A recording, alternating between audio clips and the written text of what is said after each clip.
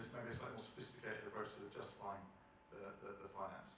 And Sean, you mentioned a bit about offtake agreements, but any thoughts on things like in the UK, for example, financing the transition to domestic heat pumps is a real challenge. So any thoughts on the bits of the electrification finance journey that are a bit harder to reach at the moment? So I've got lots of very granular examples that I could give about how you do this, but I think they could be a little dull. Finance 101, right? Whenever you actually look to model any transaction, you have to look at your sources and your uses. And yet, strangely, that deal-doing discipline is often missing in a lot of the discourse that we have on this topic, which is why we have a landscape that is littered with public-private partnerships and funds that are set up and very well-intended supply of capital that hasn't identified the vehicle that is going to deploy it. So what are the lessons we take from that for electrification, first of a kind, any of these new technologies?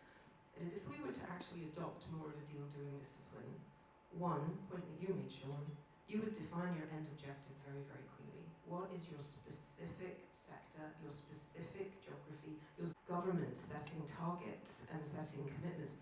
Financiers can't actually finance targets and commitments.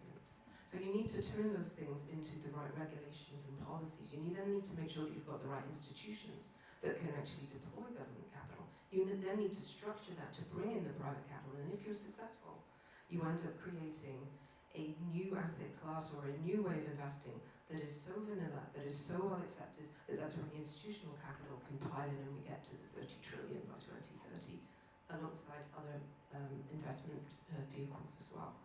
So it's that idea of transactions overwhelmed by the challenge. It is global, it's huge, it's existential. That there's been a temptation to think, well, we just need to green finance. What are the big levers we can pull? As opposed to thinking, how do we avail of finance? How do we finance green? And it is those transactions, be them electrification or any of the other first of a kind, that we actually now need to pursue. An interesting example in the UK right now, we're often just qualified for 16 of the next wave of long duration energy storage projects. And of course, there's a price mechanism now, which is the main thing which is going to de-risk those projects get the first. Final thoughts, Sean and Robbie, on the hard to reach bits and how we unlock capital. In 2024, 95% of electricity generation investment on the planet was clean energy. Guys, we've won. Look at Adani, we've won. We're moving in that direction. Last year, it might be down to 90% because data centers. We have just launched the Greening AI Data Centers Coalition. If you want to know about it, come talk to me afterwards. All the global building standards companies, investors, and a whole lot of customers like AWS in that coalition. There's so much that's already been done. Two, in Pakistan, secondly, Pakistan, it's gone from 0 to 13% for solar in 5 years, I think it is. This is what's happening around the world across Africa right now. It's not that complicated. But if it's got a bit more complicated, look at Australia. We've had battery subsidies for the last couple of years. The government has ended up paying out 3.5 times more than they expected in battery subsidy. $1,000 a subsidy, not a lot, but it has been phenomenal. You heard Greg Jackson talk about it before. Gas is kind of going. The demand for peaker gas is disappearing in a fluff of battery usage. And of course, generators are making more money because they no longer have a negative rate in the middle of the day. It is going so fast. It is unbelievable. And I've got one virtual power plant company in Sydney who is so excited about the opportunity of using car batteries, as Greg was talking about. They're doing the economics on giving away electric cars to their customers in return for being able to use their batteries during the day. And I think between the three of you give us a great story of just how much the finance is flowing to that future, but how much more we still got to do to keep selling and demonstrating that that future is inevitably smart and electrified. So with that, thank you to a great panel, and let's have a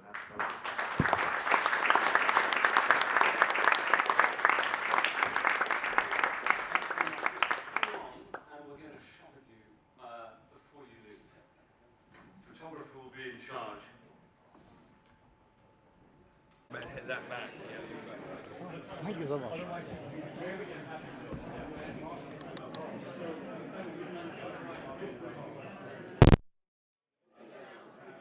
Perfect.